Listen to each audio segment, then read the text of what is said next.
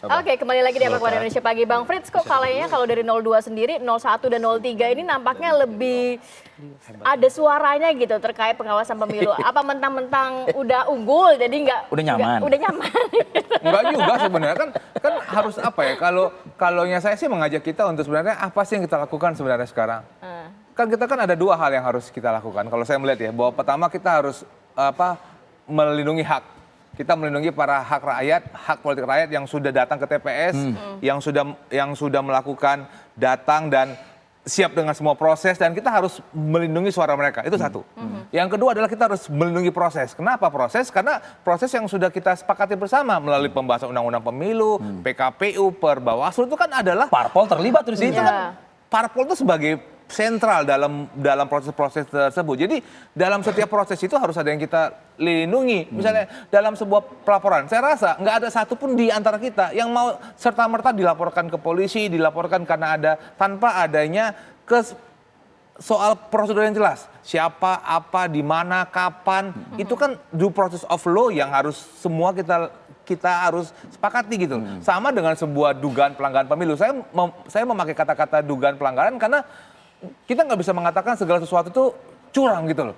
Ada pelanggaran administrasi, ada sebuah kelalaian, dan sebuah kelalaian itu kan juga ada namanya saran dan perbaikan. Dan saya rasa Bang Ciko dan juga Bung Aji juga tahu bahwa ada saran perbaikan yang dapat dilakukan oleh para saksi pada saat mereka di TPS. Itulah kenapa sekarang saya bertanya, apakah ada saksi pasangan 1 dan 3 di TPS misalnya? Dan saya yakin ada misalnya. Dan mereka kan punya kewenangan untuk bilang, oh kami keberatan. Kalau misalnya KPPS-nya bandel misalnya buat dalam C keberatan. Kalau masih bandel juga laporkan kepada, optimalkanlah fungsi tersebut di lapangan. Dilaporkan gitu. kepada PPK-nya, dilaporkan kepada KPU-nya untuk supaya diganti. Atau minta, ini nggak bener nih dia punya KPPS-nya, minta pemungutan suara ulang. Itu kan ada hak yang diberikan. Kalau kita mengacu Bang kepada tahun 2019 misalnya, ada 16.000 pelanggaran administrasi, ada hampir 520 pelanggaran pidana. Di mana kalau kita pelanggaran pidana itu ada orang yang mencoblos lebih dari 1 kali, melakukan sebuah perubahan, menghalangi pemungutan suara. Model-modelnya berulang lah yang sekarang ini gitu tidak ya. diberikan salinan. Itu adalah hal-hal yang muncul gitu loh. Jadi kalau dibilang kami diam-diam aja, mungkin bedanya adalah kami sedang apa sekarang. Kalau saya sekarang malah lebih, kalau boleh nggak diundang, saya tidaknya diundang TV lah. Kenapa? Karena kalau diundang TV nanti kasih clue kan, apa yang mau kami sampaikan di MK. Lebih bagus kami simpan, kami tuliskan. Oh adanya kejadian khusus. Jadi kejadian khusus bukannya itu nggak bergerak, tapi di setiap juga. kecamatan sekarang nih ya, di setiap kecamatan itu paling penting. Jadi ketahuan, oh 01 bilang ini foto di foto. Oh paslon 1 dan foto paslon 3 apa kok sepakat di kecamatan ini. Jadi suatu hari kalau kami nanti di MK bilang, oh kami keberatan, kami akan kasihkan video. Enggak kok, ini video paslon 1 ini mereka dan 3 ada foto gitu. Sepakat kok, nggak ada komplain. Kenapa sekarang tim Nah kira-kira menurut Anda kenapa? Sekarang ini kenapa? Makanya ini kan bagian dari bagian daripada diskusi untuk mengatakan seakan-akan mohon maaf nih, ada sebuah kecurangan. Itu kan. Mohon maaf nih, tidak siap kalah gitu mungkin menurut Anda? Yang itu saya rasa kita menunggu lah suara daripada KPU ya kan. Suara KPU biar nanti kita bisa muncul. Tapi ada kejadian-kejadian yang itu di luar kemampuan seperti apa Mas Haji? penyelenggara. Misalkan soal Sirekap. Sirekap itu kan di luar kemampuan penyelenggara. Bagaimana mengontrol? Nah sekarang gini, kalau itu dikatakan menunjang, kenapa? Misalkan kita cek sekarang di Kalimantan Timur, proses hitung di beberapa kecamatan ya kita lihat itu dihentikan hanya karena Sirekapnya error.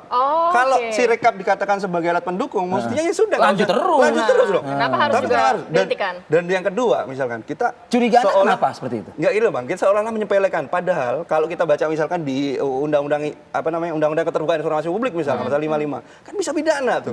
Termasuk juga bahkan jelas. Iya, di Undang-Undang 7 2017 tentang pemilu juga ada sanksi pidana loh soal itu. Artinya Sirekap ini nggak main-main. Jangan kemudian karena lalu dibilang ini kan penunjang teknis, kami minta maaf selesai. Loh, ini kita sedang bernegara ini, tidak sedang urusan antar pribadi. Bang Frits? Enggak, kalaunya kita bisa melihat ini beda ya. Kalau kita bisa melihat kan teknis kepemiluan. Kalau kita ngomong jujur ya di antara kita bertiga, seberapa banyak sih kita tahu bagaimana juknisnya KPU? Seberapa banyak kita tahu tentang PKPU 25 2003 dan segala turunannya? Maksudnya gini Bang, teman-teman yang di daerah tuh kayak kecamatan dan di KPPS kabupaten, mereka misalnya. tuh berulang kali di BIMTEK, Bang. Dan mereka tahu konsekuensi Terus pidana. masih bego-bego juga. Susah kita bisa mengatakan bahwa mereka tidak. Itu Bang Ciko yang ngomong ya. Mereka Itu Bang Ciko yang ngomong. karenanya kita berdebat karena adanya media sosial. Oke, Bang Dari Fritz. 420.000 TPS misalnya, berapa banyak sih yang bisa kita potret? Bang. Iya Oke. kan, dan potret itu yang selalu dimuncul-munculkan Baik. ke dalamnya Ya. dalamnya media sosial. Bang Tapi Ciko. di lapangan masih banyak orang yang bekerja benar gitu loh. Gimana Bang Ciko? Nah, itu tadi kan bicara soal hak-hak daripada saksi, hak daripada paslon, ya kan tim-tim paslon dan lain. Tapi kan masalahnya adalah apakah penyelenggara juga melaksanakan kewajibannya? Dia cater nggak untuk bother untuk mengikuti apa yang diproteskan dan lain-lain. Nah, ini kan juga terjadi di mana-mana. Penyelenggara Ada mengucapkan juga minta nggak maaf mau, loh. ada juga Ada yang ucapan nggak mau. permohonan maafnya loh. Ya secara penyelenggara. umum, tapi kan kita bicara per TPS dan per daerah-daerah, ya kan ada juga hal-hal yang gini loh. Mereka punya kewajiban mengantar KPPS gitu kan, mengantar surat suara yang harus disegel. Dan ada kejadian, ada videonya, sampai di kelurahan ternyata dibongkar di situ, ya kan, katanya mau dibenerin segelnya dan lain-lain. Nah, ini banyak alasan-alasan. Nah,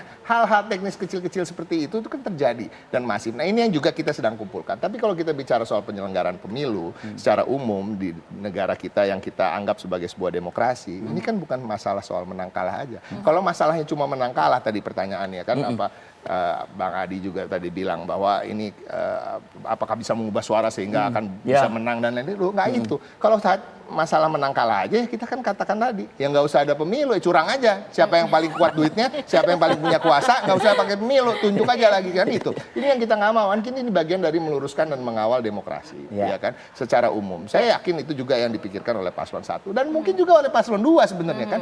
Kita ingin pemilu ini berlangsung jujur dan adil. Kita ingin demokrasi ini bukan demokrasi yang abal-abal. Kita ingin orang-orang yang menikmati demokrasi ini harus juga percaya pada demokrasi gitu. Jangan hanya jadi penikmat. Iya kan? Jangan gini, masyarakat protes, masyarakat bilang ada film Dirty Vote, ada Civitas Akademika protes dan lain-lain. Terus tidak ditangkap. Nggak sampai situ aja demokrasi. Artinya apa? Yang diprotes dan dikritik juga harus mengubah sikap dan perilaku. Tapi kan nggak terjadi. Nah, ini yang secara umum pemilu itu soal itu juga, soal penyelenggaraan yang baik, soal kita menyoroti politisasi bansos. Habis ada politisasi bansos, ada komplain dari Civitas Akademika, bukannya dibalas dengan merubah sikap, malah menaikkan tukin Bawaslu 2 hari sebelum pencoblosan. Kan ini yang kita lihat. Karena tukin KPU sudah naik sebenarnya. Ini adalah hal-hal yang masyarakat bisa melihat. Tapi apakah itu bisa dibuktikan secara hukum itu melanggar aturan pemilu? Belum tentu. Tapi ini harus terus dikabarkan. Seperti film G30 PKI, yang seperti runtuhnya Orde Baru, bahwa pemilu ini adalah pemilu yang terburuk terjadi di Indonesia. Thank you Bang Ciko. Terakhir Mas Adi singkat saja. Pemilu terburuk kata Bang Ciko tadi loh. Pagi ini saya bertukar peran dengan kawan-kawan yang politisi. Yang politisi ini bicara sebagai pengamat. Ya. Karena ada demokrasi yang substantif. Saya sebagai politisi. Karena Berapa tadi? nomor 5. Politisi itu kan teori dasarnya sederhana. Mending menang dengan cara apapun, sekalipun itu dituduh ada kecurangan dan seterusnya, ketimbang menang dengan cara terhormat. Jadi politik itu soal kalah dan menang, dan itu yang ingin saya sampaikan. Berapa sih kecurangan ini kalau diulang, bisa nggak mengalahkan nomor 2? Bisa nggak kemudian dia mengantarkan ke putaran selanjutnya? Putaran kedua. Kan kira-kira begitu. Kalau diulang 2 putaran, kan itu yang kemudian, anggaplah ada PSU, pemungutan seorang di berbagai tempat, dihitung ternyata Amin juga nggak signifikan, nomor 3 nggak signifikan, capek juga ini kalau ngotot terus. Nah, yang ingin saya tegaskan adalah bahwa politik di kita itu memang soal kalah dan menang. Nah, bahwa ada persoalan yang substansi dalam politik kita, iya nggak bisa dibantah. Bansos misalnya dianggap dipolitisir. Itu nggak ada yang bisa menutup mata. Apa ada mobilisasi aparatus pemerintah, itu nggak bisa dibantah. Itu nggak boleh ya, ASN, kemudian netralitas aparat, itu kan memang dilarang. Haram hukumnya dalam pemilu kita untuk cawe-cawe dan terlibat dalam politik. Persoalannya adalah, apa yang kemudian membuat mereka itu selesai dan kemudian tidak merugikan paslon? Itu artinya apa? Bahwa politik kita 2024, 2019 dan pemilu-pemilu setelahnya ini bukan soal apa yang substantif saja di pikiran politisi itu. Yang penting menang judulnya. Mau apa kau? Kalau kau curang, tunjukkan kecurangannya di mana. Kan itu yang terjadi, Pak. Itu harusnya politisi begitu, Bang ya. Mestinya. Bukan presiden. Nah, kalau kita sedang running ya. Kalau kita pasti ngomongnya sebagai peneliti, nggak boleh siapapun tuh cawe-cawe dan miring-miring, terutama ASN itu soal politik, itu prinsip, Iya. itu etis. Baik. Bahwa nggak boleh misalnya ada politisi bansos. Mestinya itu yang ngomong adalah akademisi memang. Oke. Tapi kan politisi nggak begitu. Selama bansos itu tidak merugikan dirinya, dia diam.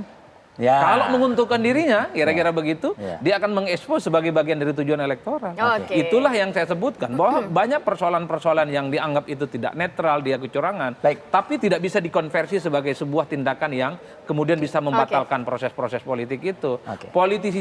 Politisasi bansos, mana pasalnya kalau itu melanggar? Oke. Baik. Nggak ada, Pak, perdebatannya tentang akhlak dan etika aja, Pak.